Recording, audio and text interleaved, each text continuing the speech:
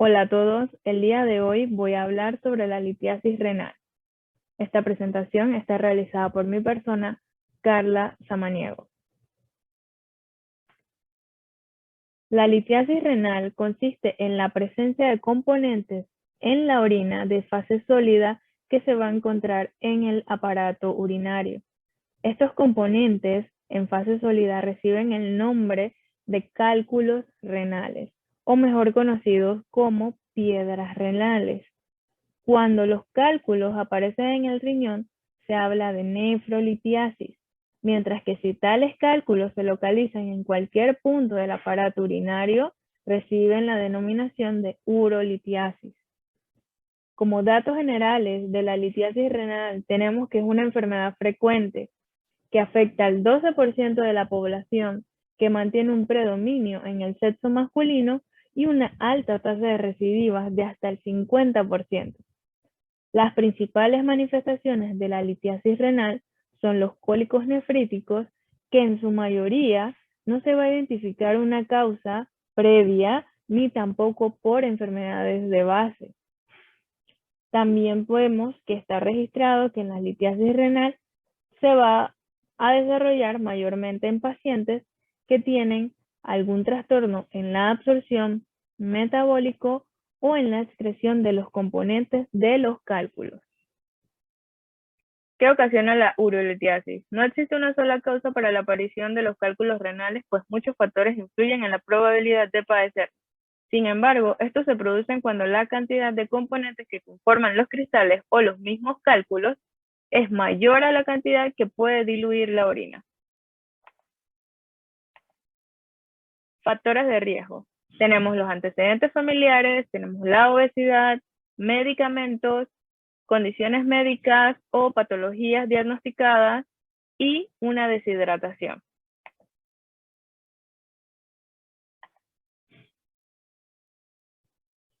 ¿Qué síntomas clínicos vamos a poder obtener si se nos desarrolla una litiasis renal? Las formas de presentación clínica en la litiasis son variables, van a depender del tamaño, la composición y de la situación de los cálculos en el aparato urinario. Algunos pueden pasar inclusive desapercibidos, por lo que el espectro clínico va a ser siempre muy variable. Sin embargo, vamos a poder ver manifestaciones clínicas como el cólico nefrítico. El cólico nefrítico es un cuadro doloroso que se origina en la espalda baja y que se irradia hacia adelante, afectando la zona de la ingle y genitales externos. Este cólico va a poder estar también asociado a síntomas gastrointestinales como náuseas, vómitos, inclusive sudoración. Síndrome miccional. El síndrome miccional es un conjunto de síntomas como el ardor al orinar, dificultad para orinar, aumento de la necesidad de orinar, el tenesmo urinario, que es el deseo imperioso de orinar, que te va a obligar... Síndrome miccional. Síndrome miccional es un conjunto de síntomas que incluye el ardor al orinar, dificultad para orinar, aumento de la necesidad de orinar, el tenesmo urinario, que es el deseo imperioso de orinar, pero sin conseguir emitir la orina, y por último tenemos la urgencia urinaria, que es la sensación de que la vejiga se debe vaciar inmediatamente. Otros síntomas clínicos son las infecciones que pueden causar fiebre, hematuria cuando hay presencia de sangre o tinción de rojo la orina, y por último la distensión abdominal, que es esa sensación de llenado o de apretado en el área del abdomen.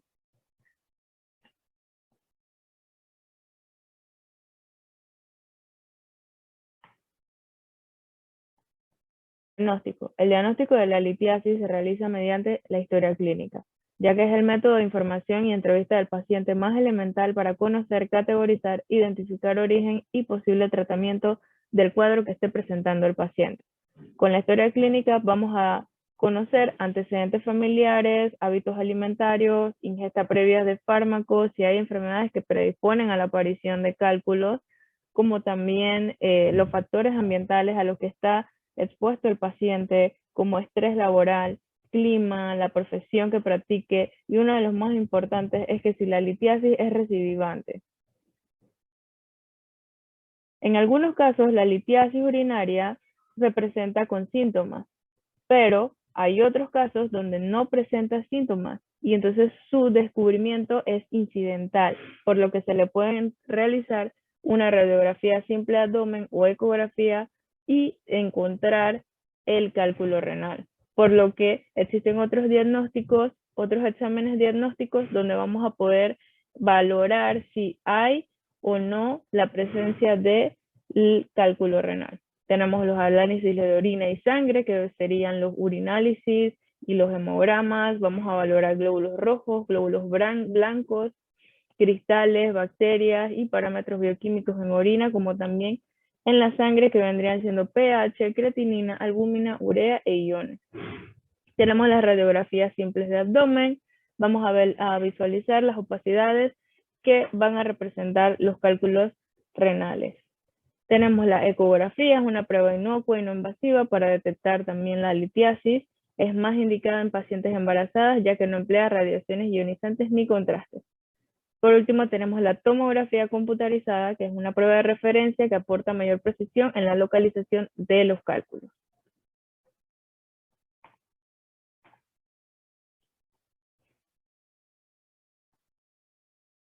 El tratamiento de la litiasis renal varía en función del tipo de cálculo que se presenta.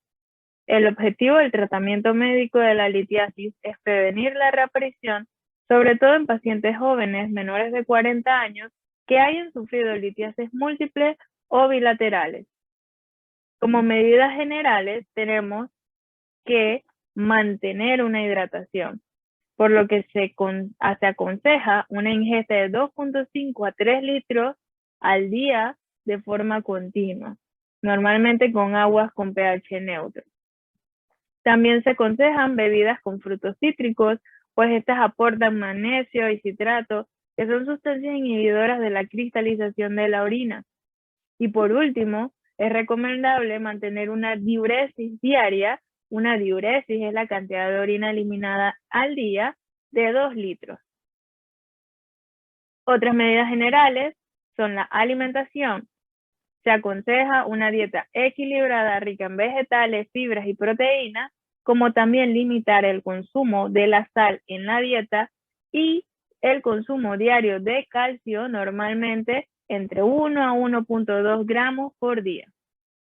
El estilo de vida es una medida general esencial y elemental, ya que se recomienda evitar el sedentarismo y la obesidad, también controlar el estrés y evitar los desequilibrios hídricos. Es decir, pueden haber situaciones donde haya una sudoración excesiva por clima con elevadas temperaturas o secundarias a actividad deportiva o también laboral intensa, por lo que es muy importante mantenernos hidratados según la situación que estemos practicando al día. Tenemos tratamiento farmacológico. El tratamiento farmacológico puede ser efectivo siempre y cuando el paciente diga de manera estricta las pautas del tratamiento prescritas por el profesional.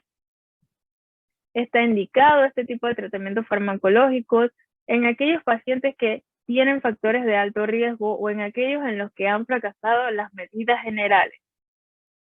Por último, tenemos que el objetivo del tratamiento farmacológico es corregir las alteraciones en la composición de la orina y así evitar la formación de futuros cálculos o piedra en los riñones. Por último, me gustaría recordarte que conserva en buen estado tus riñones, mantente hidratado, ten una buena dieta balanceada y realiza ejercicio. Muchas gracias por su atención.